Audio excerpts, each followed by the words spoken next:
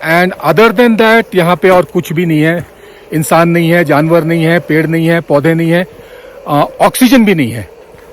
तो besides seeing what we are seeing, इस बात को भी थोड़ा एक बार तो समझना पड़ेगा कि इंडियन आर्मी कहाँ कहाँ पर बैठ के अपने काम कर रही है।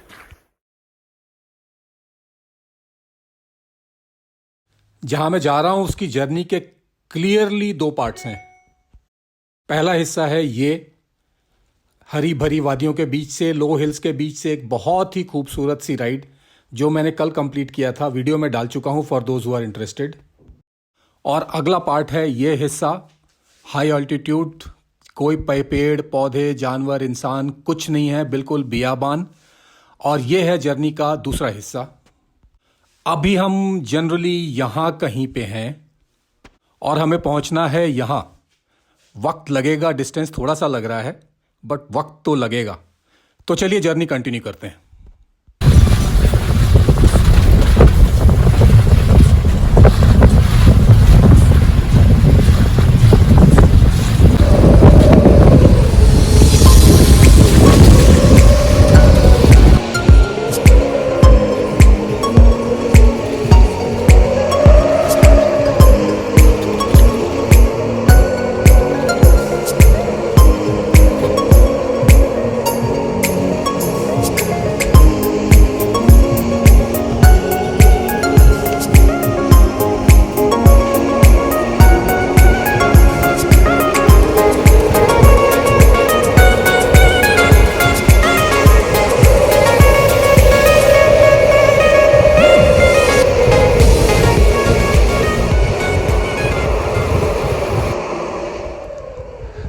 ये है प्रेजेंटली हिमालय का व्यू और ऊपर अभी बर्फबारी चल ही रही है चारों तरफ।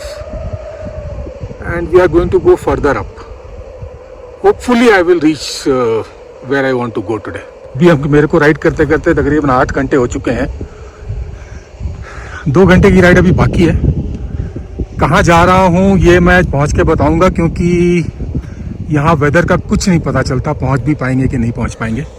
अभी तक तो क्लियर है, होपफुली पहुँच जाएंगे। तकरीबन 1.5-2 घंटे अभी और लगने हैं। ये ऊपर आप देख सकते हैं पहाड़ों पे पूरी बर्फ़ आई हुई है और ये एक छोटा सा ग्लेशियर यहाँ पे आके फ्रीज हुआ पड़ा है। छोटे बड़े सारे ग्लेशियर बनते इसी प्रोसेस से है। पहाड़ों पे बर्फ़ पड़ती है, फिर वो बर्फ़ नीचे आती है, पानी बनने से पहले वो ग्लेशियर जमा रहता है और फिर बाद में जाके वो पिघलते हैं और नदियाँ वगैरह बनती हैं। ये आपको मैं कई बार बता चुका हूँ। तो ये बेसिकली है आसपास का नज़ारा। और ये आज मैं लकी हूँ कि ये वेदर ओपन है, क्योंकि अदरवाइज ये पैक्ड अप होता है, कुछ भी नहीं दिखाई देता। सड़क के किनारे ये चारों बर्फ़ है और ये सड़क है, ये सिर्फ कटिंग किया हुआ है, इसके ऊपर टारमैक वगैरह नहीं है। और ऐसी सड़क पे तकरीबन 70 से 80 किलोमीटर राइड करने के बाद आप इन इलाकों में पहुंचते हैं। और इसीलिए यहाँ पे बहुत कम लोग आते हैं। पिछले 10 दिन से ये सड़कें बंद थी, तो पिछले 10 दिन से यहाँ पे कोई नहीं आया है। और आज भी मैं अकेला यहाँ पे आया हुआ हूँ। यहाँ पे और कोई भी नहीं है। ऑफ कोर्स फौज वाले तो हैं ही। So let us go and सी ओम पर्वत। I am very excited about it और मेरे ख्याल से आपको भी ये अच्छा लगेगा। चारों तरफ का इलाका कुछ इस तरह का है। ये वो सड़क है जिस पे हम आए हैं। सामने आप देख सकते हैं कितना हेवी स्नोफॉल हुआ पड़ा है। और इस तरफ भी पहाड़ियाँ सारी बर्फ से ढकी हुई हैं। मैंने अभी तक आपको इसलिए नहीं बताया था कि मैं कहाँ जा रहा हूँ, क्योंकि कोई गारंटी नहीं थी कि मैं पहुँचूंगा या नहीं पहुँचूंगा।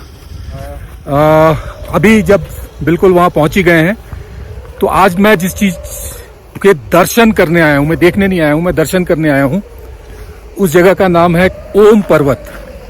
और वहाँ पर एक नेचुरल ओम बना हुआ है। इनफैक्ट हमारे शास्त्रों में, पुराणों में लिखा हुआ है कि हिमालय के अंदर ऐसे 8 ओम हैं और इसमें से एक ओम है जो अभी तक इंसानों को मिला है। बाकी आसपास का इलाका आप देख सकते हैं। सड़कें बिल्कुल चारों तरफ बर्फ चारों तरफ बर्फ है।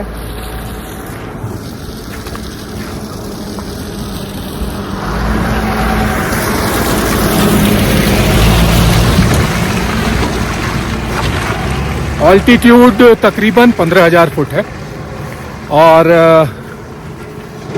जस्ट वेटिंग फॉर द, अभी विंटर्स आए नहीं है, थोड़े दिनों में ये यहाँ पे इंसान नहीं है, यहाँ पे सिर्फ फौज की कुछ पोस्टें हैं एंड अदर देन दैट यहाँ पे और कुछ भी नहीं है। इंसान नहीं है, जानवर नहीं है, पेड़ नहीं है, पौधे नहीं है, ऑक्सीजन भी नहीं है। तो besides seeing what we are seeing, इस बात को भी थोड़ा एक बार तो समझना पड़ेगा कि इंडियन आर्मी कहाँ कहाँ पर बैठ के अपने काम कर रही है। So let's go to the Om Parvat now and देखते हैं। सुना बहुत था उसके बारे में, अब चल के भी देखते हैं कि वो है कैसी। तो अभी ये बाएं तरफ यहाँ पे, और will you do the recording for me, that will be, I will get a better. ये पीछे है ओम पर्वत एंड यहाँ पे मेरे आर्मी के एक दोस्त मिले थे। मैं कोई फोटो उनकी दिखा नहीं सकता बिकॉज इसके चारों तरफ आर्मी का कैंप है, बट इसकी फोटोग्राफी नहीं की जा सकती है। ये ओम पर्वत है एंड आज मैं यहाँ पे अकेला विजिटर हूँ। ये रास्ता पिछले 10-12 दिनों से बंद था, आज ये रास्ता खुला है और लकीली मैं यहाँ पे आ पाया। और उसके बाद दूसरी इंपॉर्टेंट बात यह है कि ओम पर्वत के ऊपर आमतौर पे क्लाउड्स होता है, तो कई लोग यहाँ तक पहुँचते हैं। यहाँ पहुँचना आसान नहीं है, 10 से 12 घंटे लगते हैं यहाँ पहुँचने में। सड़कों की हालत जो है वो मैं आपको दिखा चुका हूँ। और उसके बाद आज वेदर भी बिल्कुल क्लियर है और पहाड़ ओम बिल्कुल क्लियर दिखाई दे रहा है and you can make out पूरा अक्षर। और ये काम इंसान ने तो नहीं किया है। इंसानों के बनाई हुई मूर्तियाँ हमने मंदिरों में बहुत सारी देख ली और हमारी भक्ति भी है उनके ऊपर, लेकिन ये इंसान ने नहीं किया है। ये उसी ने किया है जिसने ये सारा किया है, इसमें कोई शक मेरे दिमाग में अब नहीं है। So for me it is a very liberating moment और आई एम नाउ स्पीचलेस। तो आपको मैं दूसरे साइड से थोड़ा और दिखाता हूँ और फिर these are permanent memories in my head now and probably आपको भी ये जो दृश्य है, ये जो सीन है, ये याद ही रहेगा। So let's move ahead. View उसी पर्वत का, इसका नाम है ओम पर्वत और हमारे धर्म ग्रंथों में लिखा हुआ है कि हिमालय के अंदर ऐसी 8 जगह हैं जहाँ पे ये ओम लिखा हुआ है। अभी तक इंसानों को एक ही मिला है, बट आप ये देखिए कितना सुंदर है। ये पहाड़ों की चट्टानें इस तरह से सजी हुई हैं कि उनके अंदर बर्फ पड़ने के बाद ये ओम शब्द बिल्कुल क्लियर होके दिखता है। बहुत लोग यहाँ पे नहीं आ पाते, आज के डेट में तो मैं अकेला ही हूँ क्योंकि ये रास्ता ही कई दिनों बाद खुला है, but it's an amazing site. और बहुत कम लोग होते हैं जो इतने खुशकिस्मत होते हैं कि ज़िंदगी में एक बार ऐसा कुछ देख पाएँ। सो दिस इज़ ओम पर्वत फॉर यू। पर्सनली मैं तो इसका एक स्नैपशॉट निकाल के फ्रेम करके अपने मंदिर में लगाने वाला हूँ। अगर आप करना चाहें तो आप भी कर सकते हैं।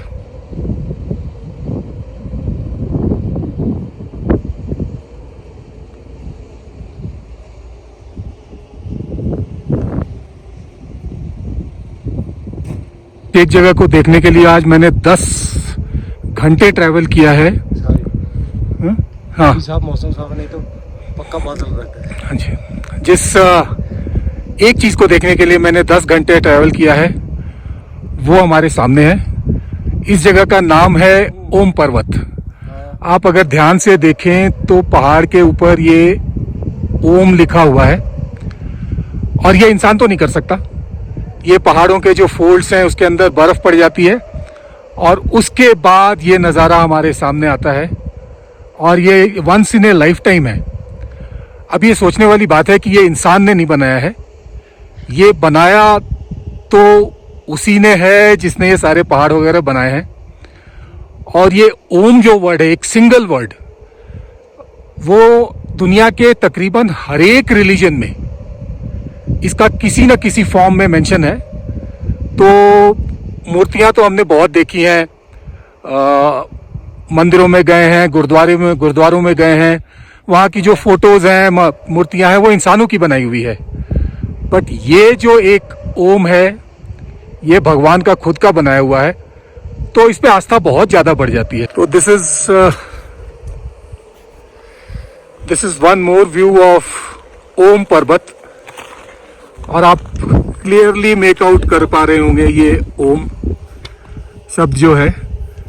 एंड अचानक मेरे जहन में ये ख्याल आया कि काश मैं अपनी मदर को ये दिखा पाता।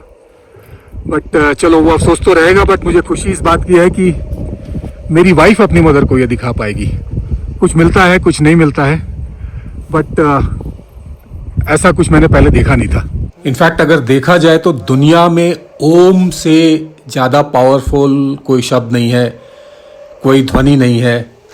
मंत्रोच्चार से लेके घरों की दीवारों पर, दुकानदारों के खाता बुक पे, बच्चों की किताबों पर, रोज के लोग बोलचाल की भाषा में जितनी इज्जत से इस शब्द का, इस ध्वनि का इस्तेमाल किया जाता है, ऐसी कोई ध्वनि दुनिया में है नहीं। और वैसे हालांकि हिंदू धर्म में, हिंदू आस्था में इस शब्द की एक अलग, इस ध्वनि की एक अलग मान्यता है, एक अलग स्थान है, बट बाकी धर्मों में भी इस ध्वनि का, इस शब्द का एक स्थान है, एक महत्वपूर्ण स्थान है। इनफैक्ट मुझे कोई भी ऐसा मेडिटेशन फॉर्म नहीं पता है जो इस ध्वनि के अलावा, ओम के अलावा किसी और चीज पे बेस्ड हो। मैं किसी एक धर्म को दूसरे धर्म के साथ कंपेयर नहीं कर रहा, इससे बड़ी बेवकूफ़ी कोई नहीं हो सकती है। पर मैं एक जो बात कहना चाह रहा हूं वो ये है कि करोड़ों लोग हिंदुस्तान में कई जगहों पर तीर्थ पे जाते हैं एक मान्यता पर कि यहाँ पे ये हुआ था, यहाँ भगवान ने ये किया था, यहाँ भगवान ने तपस्या की थी। इस तरह की बात, हजारों करोड़ों लोग मक्का जाते हैं कि वहाँ पे मोहम्मद का जन्म हुआ था, अल्लाह ने उनको ज्ञान दिया था। एक मान्यता है, प्रत्यक्ष कुछ नहीं है। लाखों लोग जेरूसलम जाते हैं कि यहाँ पे जीसस क्राइस्ट ने क्रिश्चियनिटी को स्प्रेड किया था, यहाँ उनकी हत्या हुई थी और फिर रिसरेक्शन या पुनर्जन्म हुआ था। अगेन एक मान्यता है, कोई डेफिनेट प्रूफ नहीं है, बट ये जो सामने है ये एक डेफिनेट प्रूफ है जो आंखों के सामने है, जिसको देखा जा सकता है, महसूस किया जा सकता है। तो मैं उस प्रूफ की बात कर रहा था। हालांकि विडंबना ये है, आयरनी ये है कि इतना विजिबल प्रूफ, इतना जो क्लियर कट दिख रहा है, उसके सामने आज मैं अकेला खड़ा हूं। वैसे एक फैक्ट ये भी है कि हमारे जो बुजुर्ग हैं, जो एक उम्र की एक दहलीज को क्रॉस कर चुके हैं, उनका यहाँ पे फिजिकली आके इस चीज़ को देखना, इस प्रतीक को, इस भगवान की क्रिएशन को देखना शायद पॉसिबल ना हो, तो उनको इन वीडियोस के थ्रू ही दिखाना पड़ेगा। बेशक इस वीडियो से मत दिखाइए, इस वीडियो से अगर सिर्फ आप इतना मान लीजिए कि ये भगवान का क्रिएशन है, तो इससे अच्छे वीडियोस एग्जिस्ट करते हैं, आप वहां से भी उनको दिखा सकते। और एक और सच्चाई ये भी है कि कोई भी वीडियो, ये हो या कोई और हो, इसको फिजिकली प्रत्यक्ष देखने को सब्स्टिट्यूट नहीं कर सकता है। वो एक अलग ही फीलिंग है, वो एक अलग ही दृश्य है। बट अगर आप जो आ सकते हैं, यंगस्टर्स जो आ सकते हैं, उनको कोशिश करना चाहिए आने का, और जो नहीं आ सकते हैं उनको इन्हीं वीडियो से काम चलाना पड़ेगा, वो एक मजबूरी है। अब सांस चढ़ने लग गई है क्योंकि ऑक्सीजन है नहीं और सर में दर्द शुरू हो जाता है, तो बहुत देर तक अनएक्लेमेटाइज्ड यहाँ रहना ठीक नहीं है। तो मैं अब यहाँ से निकलता हूँ और अभी मैं थोड़ी देर नीचे थोड़ा ऑल्टीट्यूड लूज करके एक आर्मी कैंप में ही रहूँगा, और उसके बाद फिर कल हम नीचे जाएंगे। ये मेरा अंतिम पड़ाव था एक्सट्रीम उत्तराखंड के ट्रिप का। अभी इसके बाद मैं अपना वापसी का ट्रिप शुरू करूंगा। होपफुली फिर से यहाँ पे आने का मौका मिलेगा। Thank you. जय हिंद, जय भारत, वंदे मातरम।